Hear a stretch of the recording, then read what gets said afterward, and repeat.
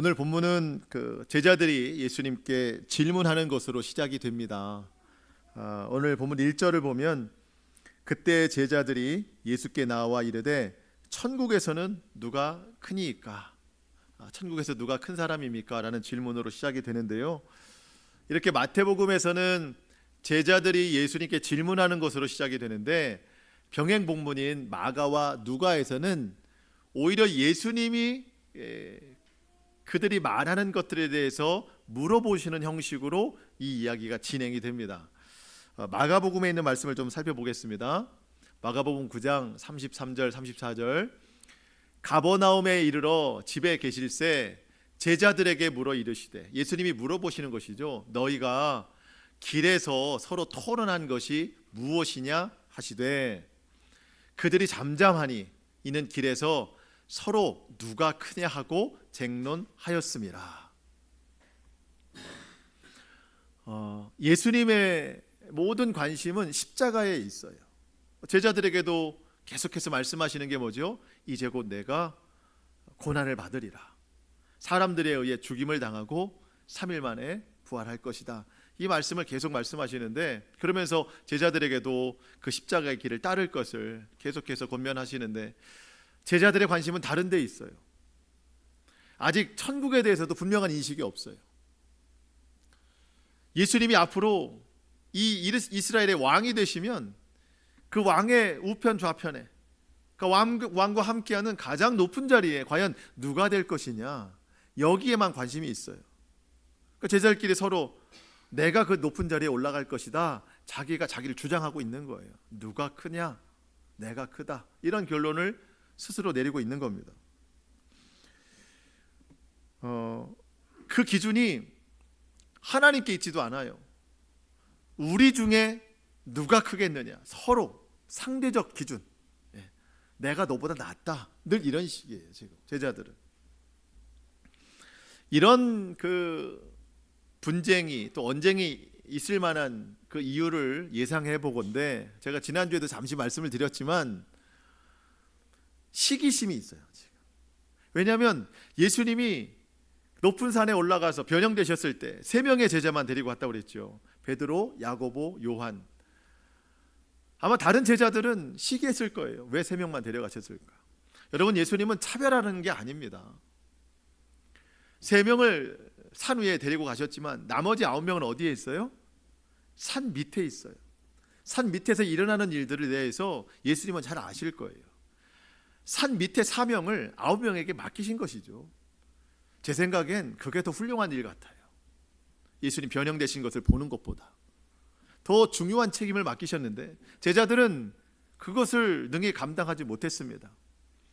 예수님이 말씀하셔요. 너희의 믿음이 적은 까닭이니라. 왜 믿음이 적어졌을까요? 그 중에 하나가 시기심 때문이라는 거죠. 오늘 본문에 앞서서 성전세를 내라 하는 그런 이야기가 좀 나오는데, 유대인들은 1년에 한 번씩 성전세를 내게 돼 있어요. 성전세를 받는 사람들이 베드로에게 물어봅니다. 왜 너의 선생님은 성전세를 내지 않느냐? 성전세가 반세겔이거든요. 반세겔. 왜 이 반세겔을 내지 않느냐라고 물어봅니다. 예수님이 이 모든 상황을 다 파악하신 후에 베드로에게 그런 질문을 하세요. 여러분, 오늘 본문에 좀 앞선 17장 25절 하반절을 보시면, 17장 25절 하반절 보시면, 시몬아 내 생각은 어떠하냐? 세상 임금들이 누구에게 관세와 국세를 받느냐? 자기 아들에게냐 타인에게냐? 어떤 비유를 설명하시냐면, 여러분 그 집에 자녀들이 이제 외출했다가 들어올 때마다 돈을 내는 집이 있어요? 자녀는 부모 집에 들어올 때 그냥 들어오는 거잖아요. 예수님 하시는 말씀이 그거예요. 성전세는 그래, 성도들이 그 당시에 유대인들이 내는 건데, 성전은 하나님의 집이요, 예수님은 하나님의 아들이라. 아들이 아버지 집에 갈 때는 성전세를 내지 않는다는 거예요. 임금이 국세를 받는데 자기 백성들에게는 안 받고 타인에게는 받는다. 그런 것처럼 같은 원리를 예수님 말씀하시는 겁니다. 그렇지만 나는 성전세를 내겠다. 이유는 하나예요. 성전세 받는 사람들을 실족시키지 않게 하기 위해서. 여러분 27절을 한번 17장 27절을 제가 읽어볼 건데 여러분들 어느 부분에 집중이 되시는지 한번 보시겠어요? 17절 17장 27절.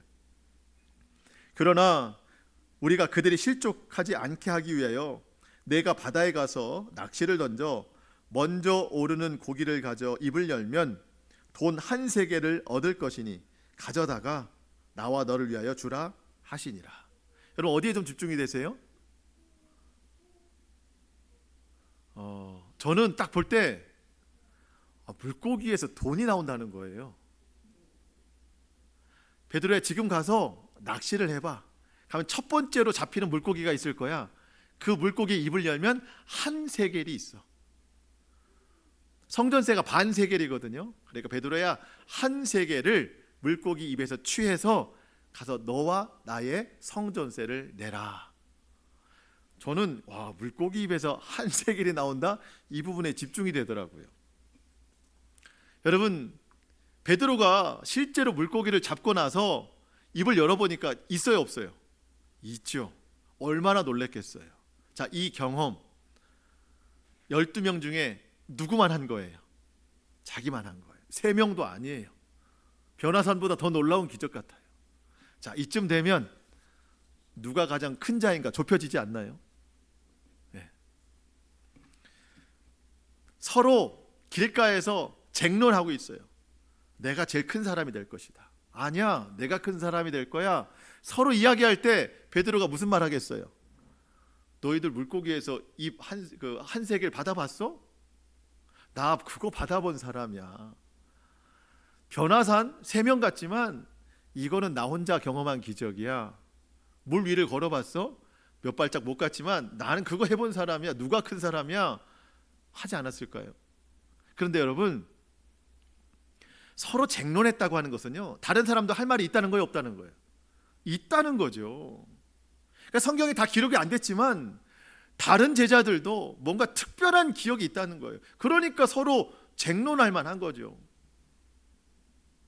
서로 내가 크다 네가 크다 이 이야기를 지금 하고 있는 거예요. 예수님이 물어봅니다. 무슨 얘기했느냐? 처음엔 잠잠했죠. 아마 뒤에서 수근수근 했을 거예요. 그런데 답이 나오지 않으니까 급기야 예수님 앞에 물어볼 수밖에 없는 거예요. 주님, 천국에서 누가 가장 큰 사람입니까? 우리 12명 중에 누가 가장 높은 자리에 올라가겠습니까? 예수님은 12명의 제자 중 한 사람의 이름을 언급하시지 않고 다른 복음서에 보니까 가까이에 있던 어린아이 하나를 데려다가 제자들 앞에 세우고 오늘 3절, 4절 말씀을 하시는 거예요.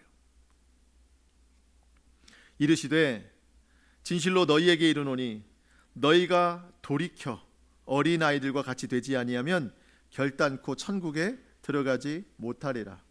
그러므로 누구든지 이 어린아이 같이 자기를 낮추는 사람이 천국에서 큰 자이니라.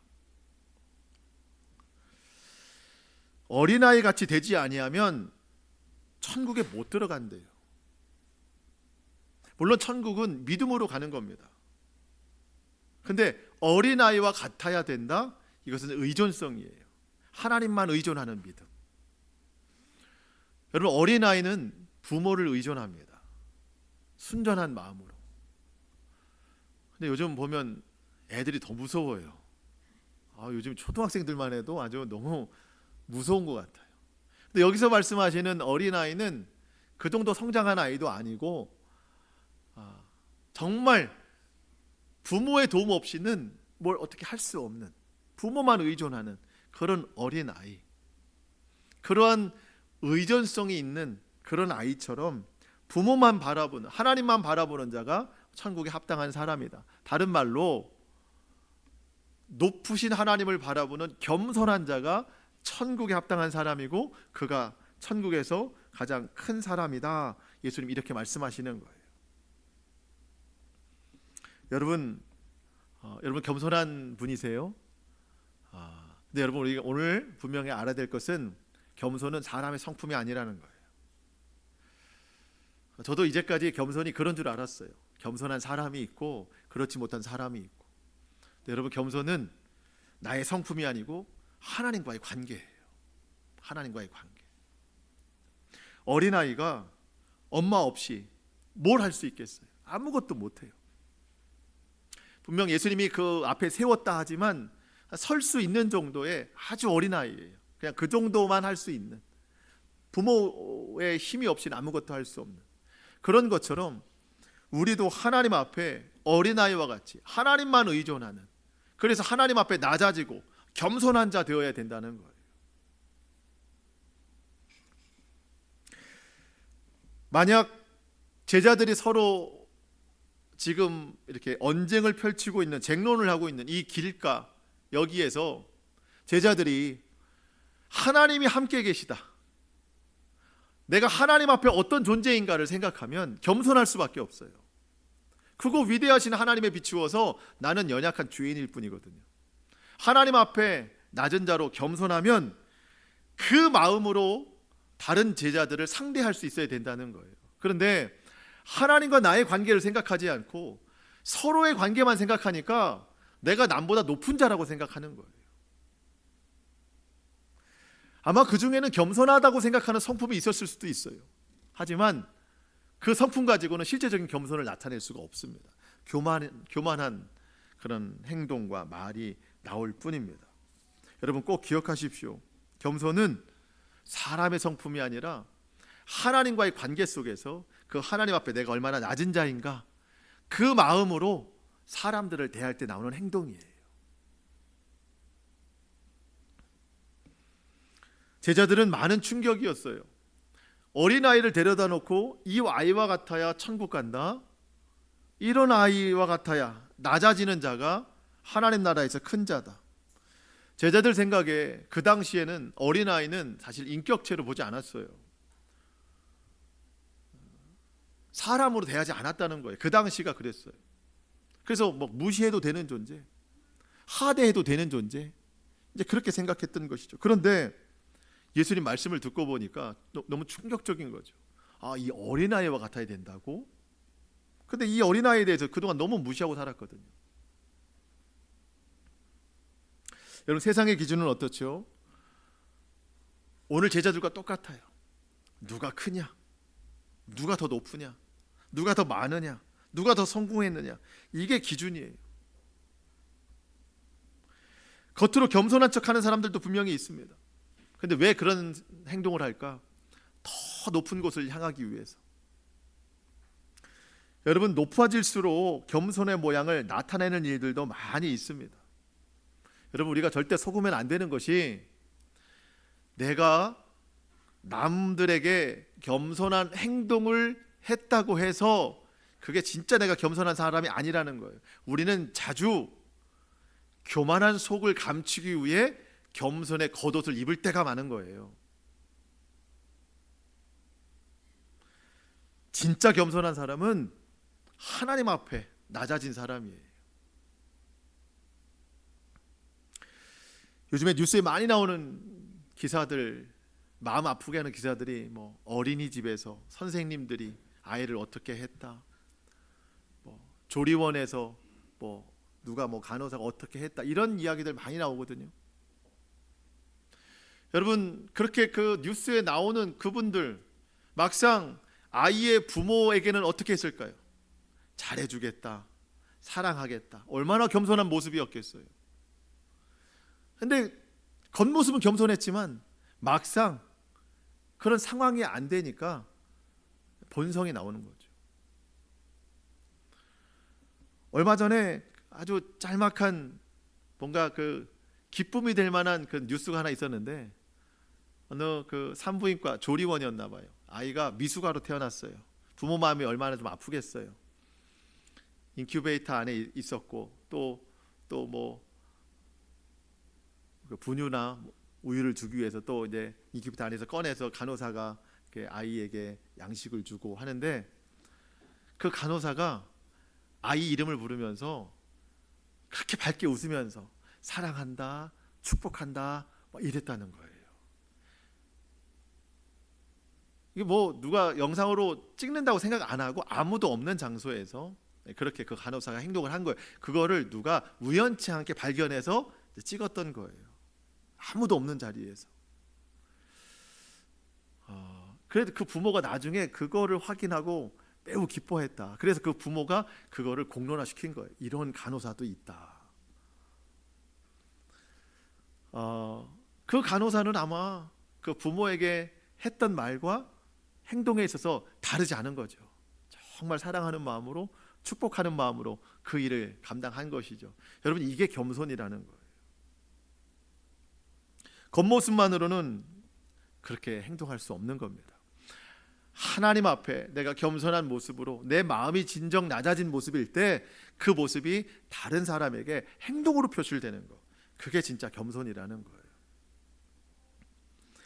여러분, 예수님께서 나는 마음이 온유하고 겸손하니 내게 배우라, 왜 그렇게 말씀하셨을까요? 예수님이 겸손의 본이 되시기 때문입니다.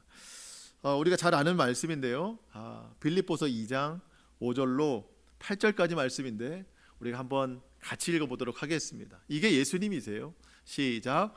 너희 안에 이 마음을 품으라. 곧 그리스도 예수의 마음이니 그는 근본 하나님의 본체시나 하나님과 동등됨을 취할 것으로 여기지 아니하시고 오히려 자기를 비워 종의 형체를 가지사 사람들과 같이 되셨고 사람의 모양으로 나타나사 자기를 낮추시고 죽기까지 복종하셨으니 곧 십자가에 죽으심이라. 아멘. 예수님은 자기를 낮추셨어요. 누구에게 낮추셨죠? 죽기까지 복종하신 분, 하나님께 자기를 낮추셨어요. 이게 겸손이라는 거예요. 우리도 하나님 앞에 자신을 낮출 때 진정한 겸손이 있는 거예요. 그 마음으로 서로를 대하는 거, 이때 진정한 겸손의 행동이 나온다는 겁니다. 그러니까 믿음 없이, 내 속에 하나님 없이 나는 겸손해 라고 말할 수 없다는 거예요. 그거는 겸손의 모양만 있는 거예요. 오늘 예수님이 그런 말씀하세요. 너희는 돌이켜야 된다. 어떤 모습으로? 하나님 앞에 낮아지는 모습으로 돌이켜야 된다. 지금 그렇지 않다는 거예요, 제자들이. 그러면 지금 제자들이 돌이키지 않은 모습이 뭔가? 하나님 앞에 낮아지지 않은 모습이 뭔가? 그 결과를 예수님 세 가지 말씀하시는데, 첫 번째가 너희는 다른 사람을 실족시키고 있다는 거예요. 하나님 앞에 낮아지지 않으니까 서로 쟁론하면서 내가 크다, 내가 더 크다, 교만한 마음으로 다른 사람을 실족시키고 있다는 거, 이거 돌이켜야 된다. 두 번째, 너희는 너희를 내세우기 위해서 다른 사람을 업신여기고 있다. 업신여기고 있다. 이거 돌이켜야 된다. 세 번째, 내가 하나님의 소중한 존재라면 다른 형제 자매들도 소중한 존재인데 하나님이 그 형제 자매들을 얼마나 깊이 사랑을 생각하시는데 너희가 쉬운 말로, 가벼운 행동으로 그들을 실족시켰다면, 그들이 넘어졌다면 하나님이 이 모습을 보시고 얼마나 마음 아파하시겠는가. 이 세 가지를 분별하고 돌이켜라, 예수님 말씀하시는 겁니다. 구체적인 내용들을 잠시 살펴볼 때 여러분, 우리 마음에 좀 놀라운 변화가 일어날 수 있기를 축복합니다. 5절과 6절입니다. 오늘 본문 5절과 6절. 또 누구든지 내 이름으로 이런 어린아이 하나를 영접하면 곧 나를 영접함이니 누구든지 믿는 이 작은 자 중 하나를 실족하게 하면 차라리 연자 맷돌이 그 목에 달려서 깊은 바다에 빠뜨려지는 것이 나으니라. 바로 전까지 어린아이와 같아야 천국에 들어간다 하셨는데 이제는 좀 바뀌었어요. 이 어린아이를 영접하는 자, 이 어린아이를 영접하는 자를 하나님이 기뻐하신다. 말씀드렸지만 이 당시에는 어린아이들을 영접하는 사람이 없어요, 부모 외에는. 왜냐하면 하나의 인격으로 받아들이지 않았으니까 함부로 했어요. 하지만 이 작은 자 하나를 영접하는 것이 예수님을 영접하는 것이고, 그 예수님을 영접하는 것이 곧 하나님을 영접하는 거라고 그랬어요. 여러분, 영접한다고 하는 것은 겉으로만 드러나는 행동이 아닙니다. 마음 깊이 마음으로 사랑하고 그 마음이 행동으로 표출되는 것이 영접이에요. 여러분, 예수님께서 매우 중요한 말씀하셨어요. 누구든지 나를 믿는 자 중 하나를 실족하게 하면, 예수님 믿는 자 중 하나라도 실족하게 하면, 무슨 얘기예요? 우리가 세상의 빛과 소금으로 부름받았어요. 세상에 나가서 빛을 드러내야 돼요. 소금의 삶을 살아내야 돼요. 그런데 여러분, 그 출발인 교회에서는 남을 실족시키고 남에게 상처 주고 남을 업신여기고 그러면 안 된다는 거예요. 출발은 교회예요. 교회에서 빛이 돼야 나가서 빛의 사명을 감당할 수 있는 거죠. 나를 믿는 자 중 하나라도 실족시키면 안 된다.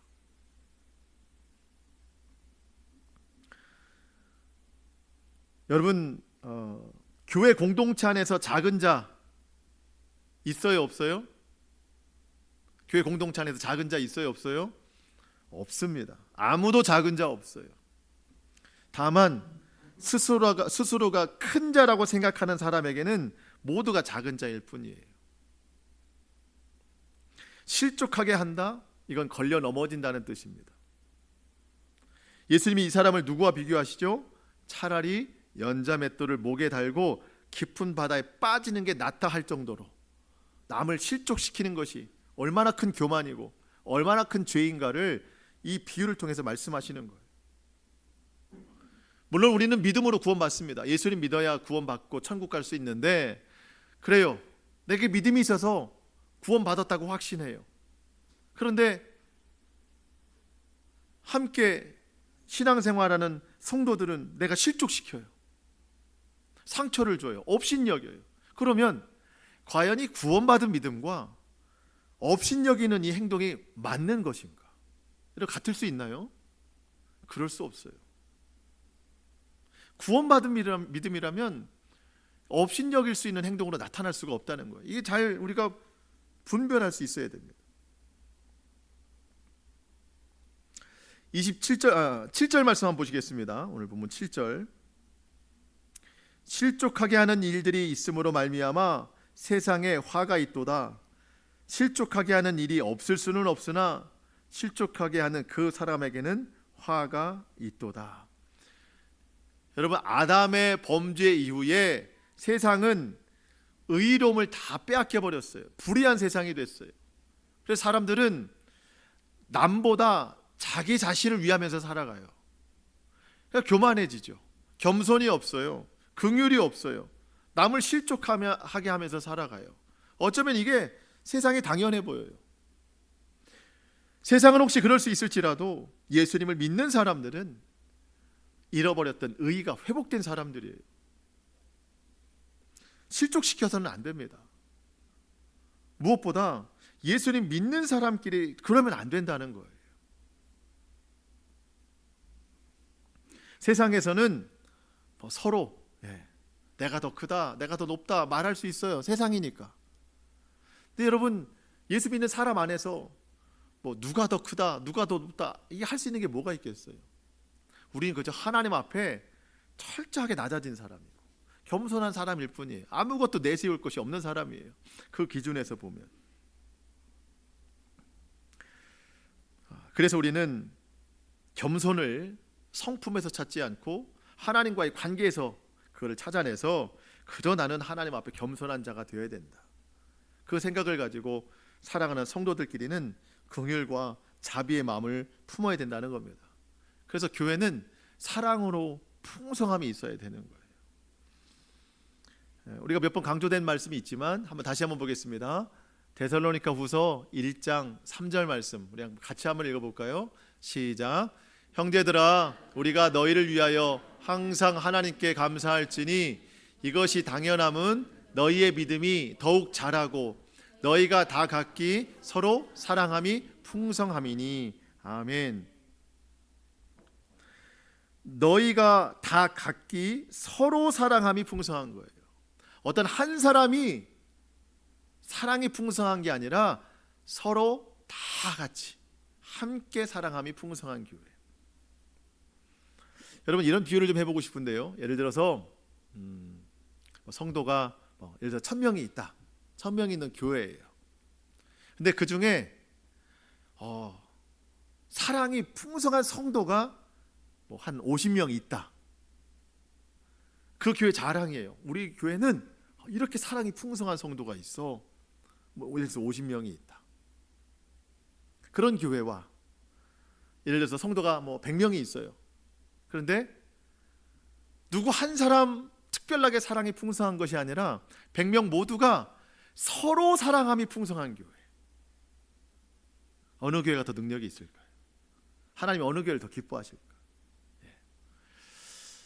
여러분, 교회 큰 게 문제가 아니라 교회가 어떠하더라도 모든 성도가 서로 사랑함이 풍성하면 그 교회가 천국이고 그 교회를 하나님이 가장 기뻐하실 줄로 믿습니다. 저는 우리 교회가 그래야 된다고 생각해요. 어떤 한 사람 특정인만 사랑 있는 것이 아니라 서로 사랑함이 풍성한 교회. 그래서 우리는 늘 조심해야 돼요. 늘 잘 살펴야 돼요. 나의 행동과 나의 말과 모든 것들을. 여러분, 8절과 9절은요 참 두려운 말씀이에요. 한번 볼까요? 8절 9절. 만일 내 오른손, 내 손이나 내 발이 너를 범죄하게 하거든 찍어내 버리라. 장애인이나 다리 저는 자로 영생에 들어가는 것이 두 손과 두 발을 가지고 영원한 불에 던져지는 것보다 나으니라. 만일 내 눈이 너를 범죄하게 하거든 빼어내 버리라. 한 눈으로 영생에 들어가는 것이 두 눈을 가지고 지옥불에 던져지는 것보다 나으니라. 여러분, 굉장히 익숙한 본문이죠. 앞에 우리 그 산상수훈에서 예수님이 그 간음을 말씀하실 때 내 눈이 간음하거든, 내 손이 간음하거든 한쪽을 잘라버려라. 그렇게 해서 차라리 천국 가는 게 낫다라고 말씀하신 적이 있는데, 그것은 나의 죄악을 뜻하는 것이고 개인적인, 오늘은 관계에 있어서 내가 누군가를 실족하게 했다면, 내 손이 실족하게 했다면, 내 발이, 내 눈이 누구를 실족하게 했다면 하나를 찍어내버리라. 여러분, 참 그럴 수 없죠. 하지만 그렇게라도 영생에 들어가는 것이 낫다라는 거예요. 실족시키지 말라는 겁니다. 근데 가만히 생각해보면 저도 그렇지만 여러분, 우리가 남을 실족시킬 때 내 몸의 지체에서 가장 많이 사용되는 지체가 뭘까 했을 때 저는 입이라고 생각해요. 입. 내 말로써 남을 실족하게 하는 일들이 얼마나 많은가. 저도 늘 입을 무겁게 하려고 늘 생각하는 사람이에요. 왜냐하면 말로 상처 주는 사람이라. 근데 오늘 본문에 입에 관한 말씀이 없어요. 손으로, 발로, 눈으로 실족하게 하면 이라는 말씀이 있는데, 근데 왜 제 생각에는 입이 가장 실족하게 하는 도구로 사용됐을 것 같은데 왜 입은 말씀하시지 않았을까? 다른 건 다 두 개인데 입은 하나구나. 입 하나를 찍어내버리면 어떻게 해요, 우리? 참 징그러운 상상이지만 입이 두 개라고 생각해 보세요. 어디에 붙어 있든지. 그러면 여러분, 두 입을 가지고 우리는 두 말을 하면서 살아갈 거예요. 한쪽은 예배하는 입술, 한쪽은 남을 험담하고 막 욕하고 세상 언어 쓰고. 근데 여러분, 그 여름 되면은 따뜻한 물을 잠궈 놓잖아요. 그래서 차가운 물만 나오도록. 아마 우리 입이 둘이었으면 한쪽은 단수가 될 거예요. 어느 순간 하나님을 찬양하고 감사하는 입술은 아마 없어질 거예요. 메마를 거예요. 한쪽 입에서만 막 터져 나올 겁니다. 입을 하나만 주신 거 너무 감사하다. 찍어버리지 않도록. 그래서 여러분, 결단하라는 거예요. 내 입술로 하나님 더욱 찬양하고, 내 입술로 더 기도하고, 말씀을 읊조리고, 무엇보다 사랑하는 데 쓰라는 거예요. 격려하라는 데 쓰는 거예요. 축복하는 데 쓰라는 거예요. 우리 결단해야 됩니다. 저부터도 하나님 제 입술로 남을 실족하게 하는 일이 없게 해주세요. 내 입술로 남을 정죄하는 말이 없게 해주세요. 업신여기는 말이 없게 해주세요. 하나님 저 연자맷돌 싫어요. 내 입술을 절제하게 해주세요. 중요한 결론에 이르게 되는데요, 10절 말씀 보시겠습니다. 삼가 이 작은 자 중에 하나도 업신여기지 말라. 왜요? 너희에게 말하노니, 자, 그들의 천사들, 내가 업신여기 그 사람에게도 천사가 있대요. 그 천사들이 하늘에서 하늘에 계신 내 아버지의 얼굴을 항상 배웁느니라. 쉽게 말하면 이런 거예요. 여러분, 저를 담당하는 천사가 있어요. 저를 담당하는 천사가 있어요. 이 천사가 하늘에서 저를 계속 24시간 지켜보고 있어요. 그러면서 저의 모든 것을 하나님 앞에 다 보고하고 있어요. 하나님 앞에 얼굴을 배웁느니라. 마치 카메라와 같이. 근데 여러분, 저를 감시하려고 하는 게 아니라 실족당할까 봐, 상처당할까 봐, 어디서 쓰러질까 봐, 아파할까 봐, 마치 하나님의 눈동자와 같이 나를 지키신다고 하는 것이 바로 그런 거예요. 저에게도 천사가 있지만 여러분에게도 천사가 있어요. 하나님께서 여러분의 천사들을 통해서 여러분들을 지키시고 인도하시고 보호하시고 그 정도로 사랑하신다는 거예요. 그런데 하나님이 그토록 사랑하시는 그 성도를 제가 업신여길 수 있느냐는 거예요. 그럴 수 없다는 거죠. 저도 가끔 이제 뭐 제품을 사거나 아니면 뭐 물어보거나 어떤 일들을 물어볼 때 요즘에 우리가 그 상담원 통화를 많이 하잖아요. 상담원. 어디 전화했을 때 뭐 상담원과 연결됩니다라고 할 때 예전에 없던 멘트들이 많이 나와요. 상담원이랑 통화하기 위해서는요, 앞에 있는 말들을 다 들어야 돼요. 무슨 얘기 나오죠? 폭언이나 희롱의 말을 삼가해 주세요. 결론 뭐예요? 이 상담하는 이 사람도 누군가의 소중한 가족입니다. 누군가의 아들입니다. 누군가의 딸입니다. 이런 멘트 나온 다음에 상담원이 연결이 돼요. 저는 이 내용이 교회도 그대로 적용돼야 된다고 생각해요. 여러분, 왜 그 상담원 연결 중에 이런 말들이 나올까요? 사람들이 전화 예절이 없어서 그래요. 그리고 얼굴 보이지 않는다고 함부로 해서 그래요. 가장 중요한 거, 내가 그보다 높다고 생각해서 그래요. 그러니까 함부로 하는 거죠. 그대로 교회도 적용돼야 된다고 생각합니다. 여러분, 교회 내에서 우리 상담원 연결되기 전에 폭언이나 희롱의 말이나 업신여기는 말이나 실족하게 하는 말 하지 말아야 됩니다. 왜냐하면 그도 하나님의 소중한 자녀이기 때문이에요. 내가 하나님의 자녀이듯이 내가 함부로 했던 업신여겼던 그 사람도 하나님의 자녀예요. 서로 자녀이니까 우리는 영적 가족이에요. 가족끼리 함부로 하면 안 돼요. 결론을 맺습니다.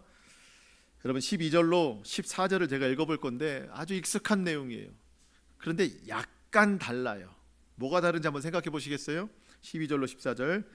너희 생각에는 어떠하냐? 만일 어떤 사람이 양 100마리가 있는데 그 중에 하나가 길을 잃었으면 그 99마리를 산에 두고 가서 길 잃은 양을 찾지 않겠느냐? 진실로 너희에게 이르노니 만일 찾으면 길을 잃지 아니한 99마리보다 이것을 더 기뻐하리라. 이와 같이 이 작은 자 중에 하나라도 잃는 것은 하늘에 계신 너희 아버지의 뜻이 아니니라. 아주 비슷한 내용 누가복음 15장에 있어요. 그 양 한 마리를 찾은 그 주인이 찾은 다음에 뭘 하죠? 누가복음에서는 잔치를 벌입니다. 동네 사람들 불러다가. 왜? 잃은 양을 찾았기 때문에 잔치를 벌여요. 그러니까 누가복음에서는 잃은 양을 찾은 것에 기쁨이 있어요. 거기에 주목하고 있어요. 근데 오늘 본문에서는 잃지 않는 주인의 마음에 집중하고 있는 거예요. 그러니까 누가복음에서는 죄로 인하여서 하나님 곁을 떠난 믿지 않는 영혼들, 하나님께로 돌아오는 것에 집중하고 있다면, 오늘 이 마태복음에서는 우리 믿음의 공동체, 성도, 이 영적 공동체의 한 사람도 잃어버리지 않고자 하는 하나님의 마음이 집중되어 있다는 거죠. 하나님이 그토록 한 사람 한 사람을 중요하게 생각하시는데 나의 너무 가벼운 말로 상처를 주고 나의 생각 없는 행동으로 그를 실족하게 한다면, 그가 믿음에 좌절되고 걸려 넘어져서 하나님께 나아가기를 꺼려한다면 여러분, 하나님 마음이 어떻겠어요? 그리고 더 중요한 사실은 남을 길을 잃게 했다면, 하나님 앞에 길을 잃게 했다면 자세히 보면은요, 나도 길 잃은 자예요. 내가 하나님 앞에 바로 서 있었다면 그런 행동 하겠어요? 나도 길 잃었기 때문에, 나도 하나님 앞에 멀리 떨어져 있기 때문에 분별 없이 그렇게 행동하니까 그 사람도 길에서 멀어지게 하는 거예요. 여러분, 믿음은 나도 하나님 앞에 영적으로 건강한 것이고 남들도 건강하게 만드는 거예요. 그게 겸손한 사람이에요. 말씀을 맺겠습니다. 여러분, 우리의 마음, 오늘 우리 믿음 잘 점검해야 됩니다. 하나님 말씀으로 오늘 내 심령을 비춰봐야 돼요. 내가 하나님 앞에 믿음이 있다 하지만 그 믿음이 오늘 함께 예배하는 성도들에게, 공동체에게 어떤 행동으로 드러나는가. 천국 믿음이라고 하면서 실족하게 하거나 업신여긴다거나 그러면 여러분, 내 믿음 건강한 거 아니에요. 믿음은 행동으로 증명될 수 있어야 됩니다.